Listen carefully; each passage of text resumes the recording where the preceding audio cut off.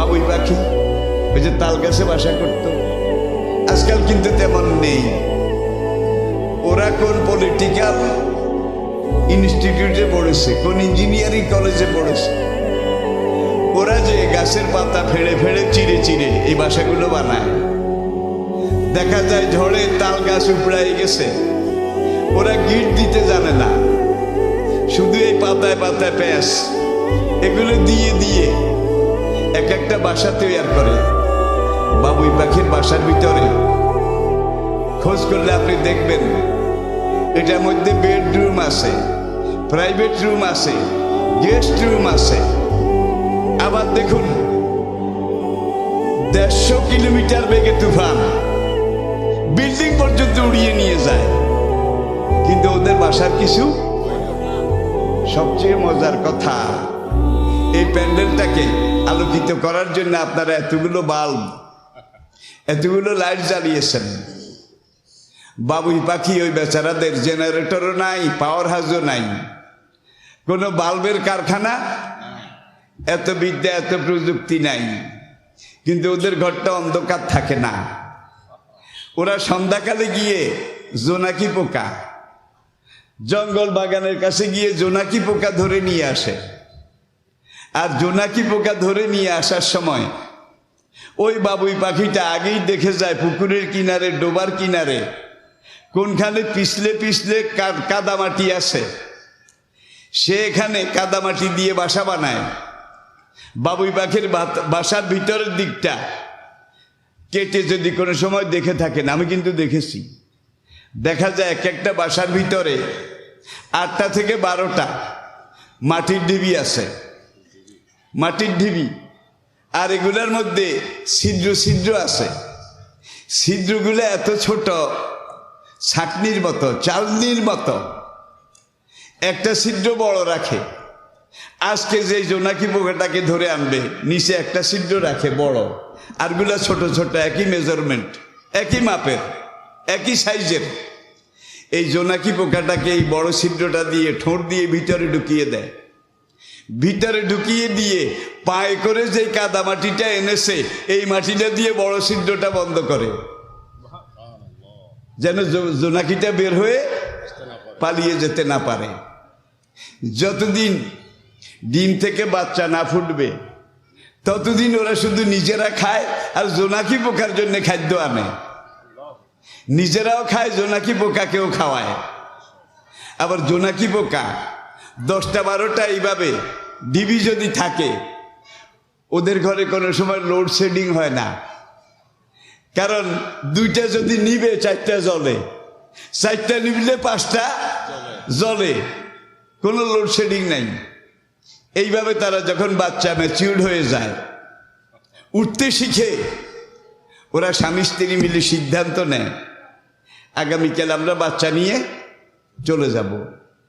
পরের দিন সকালে দেখা গেছে ওরা বাচ্চা নিয়ে বাসা ছেড়ে উড়ে যাওয়ার আগে তাদের ঠোঁট দিয়ে পাও দিয়ে ওই জোনাকির বাসাগুলোকে মাঝখান থেকে ঠোকরায় ঠোকরায় দরজাটা বড় করে দেয়, যাতে করে ওরা বাইর হয়ে চলে যেতে পারে।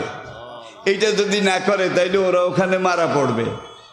আর আশরাফুল মাখলুকাত মানুষ, বিবেকবান মানুষ, বিবেকের উপরে মহিয়ান সম্রাট মানুষ, সবচেয়ে আকলমান জ্ঞানী সৃষ্টি মানুষ, দেখা যায় একটা মেশিন দিয়ে ইরিখাতে পানি দিয়েছে রাত্রে, পানি দেওয়ার জন্য একটা নালি কেটেছে, নালি। এখন সকালে পানি দেওয়া শেষ, মেশিনটা নিয়ে বাড়িতে চলে গেছে, নালিটাও ভরাট করে নাই। আপনাদের এলাকায় বোধ নাই, আছে, নিজের কাম শেষ, আর দরকার কি? তাহলে ওরা আমাদের চেয়ে কিন্তু জ্ঞানী কম নয়, ওদের বুদ্ধি বিবেক কম নয়। যদি আপনি গবেষণা করেন, মালিক মহান রব, যেই মালিক তোমাদেরকে কথা বলার জন্য মুখের ভিতরে একটা জিহ্বা তৈরি করে দিয়েছেন, কথা স্পষ্ট পরিষ্কার হওয়ার জন্যে জিহ্বার সামনে এক জোড়া ঠোঁট, লেসানাও ও শাফাতাইন, ভিতরে একটা জিহ্বা আর বাইরে এক জোড়া ঠোঁট, মাইকের সাউন্ড বক্সের মতো তিনি তৈরি করে দিয়েছেন। কথা বলার জন্য জিহ্বা ভিতরে নড়াচড়া শুরু করে, উপর নিচে উঠানামা করে, সঙ্গে সঙ্গে ঠোঁট দুইটা ফাঁক হয়, একটু আগেও নয় পরেও নয়। কথা জোরে বলবেন, জিহ্বা একটু জোরে নড়বে, ঠোঁট দুটো বেশি ফাঁক হবে। আবার কথা ধীরে বলবেন, জিহ্বা আস্তে ধীরে নড়বে, ঠোঁট দুটো অল্প ফাঁক হবে। যখন যেখানে যতটুকুন যেভাবে দরকার সেভাবে জিহ্বা ভিতর থেকে তার কাজ করে, ঠোঁট দুইটা বাইরে থেকে তার ডিউটি পালন করে। কথা বের হয়ে আসে বাংলায় নাকি ইংরেজিতে, আরবিতে, হিন্দিতে, ফার্সিতে, নাগরিতে, শুধু মনের ব্যাপার। জিহ্বা কিন্তু একইভাবে নড়ে, ঠোঁট দুটো একইভাবে ফাঁক হয়, কিন্তু কথা বের হয়ে আসে বিভিন্ন ভাষায়, ঠিক কিনা বলেন? এটা মহান রব্বুল আলামিনের কত বড় কুদরত, কত বড় মেহেরবানি। এরপরে আসুন আপনি, আমি, আমরা যদি আমাদের শরীরটার দিকে একবার খেয়াল করি, এত হিকমত, এত কারুকার্য, এত জটিল জটিল শরীরের অঙ্গ প্রত্যঙ্গ তিনি যেগুলো আমাদের ভিতরে সৃষ্টি করে দিয়েছেন। এই 3.5 হাত শরীরটার ভিতরে যেই মেশিনারি, যেই কলকবজা তিনি সেট করেছেন, ফিট করেছেন, প্রত্যেকটা কলকবজা তার হুকুমে ডিউটি করে, তার নির্দেশ মতো কাজ করে। আর আপনার এখানে যেই মেইন বুকের ভিতরে একটা ডায়নামা আছে, একটা পাওয়ার হাউস আছে, যেটা আপনার দেহের সব কিছুকে কন্ট্রোল করে, নিয়ন্ত্রণ করে, যেটাকে আমরা বলি হার্ট। কি বলি? হার্ট। আপনার মাথা, মস্তিষ্ক। আজকের আধুনিক দেহবিজ্ঞানী যারা, তারা এই মাথাকে অ্যানালাইসিস করেছে, রিসার্চ গবেষণা করেছে, করার পরে তারা স্বীকার করেছে আপনার মাথার মগজের ভিতরে 12 লক্ষ সেল আছে, 12 লক্ষ ছোট ছোট রুম আছে, কামরা আছে। মৌমাছির বাসা দেখেছেন? বলতা ভীমরুলের বাসা, ছোট্ট ছোট্ট কোঠা আছে না নাই?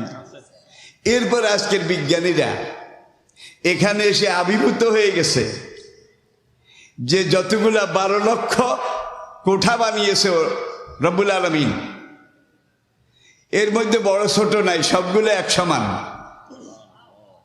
মৌমাছি যেই কোঠাগুলা বানিয়েছে, বড় একটা মৌমাছি মৌচাকের চাক যদি হয়, সেখানে কমপক্ষে 12 লক্ষ সেল থাকে, কোষ থাকে। সেগুলোতে মাপার পরে দেখা গেছে মেজারমেন্টে একটার চাইতে একটা 1 বিন্দু বেশিও নাই, 1 বিন্দু কমও নাই। লা ইলাহা ইল্লাল্লাহ, লা ইলাহা ইল্লাল্লাহ।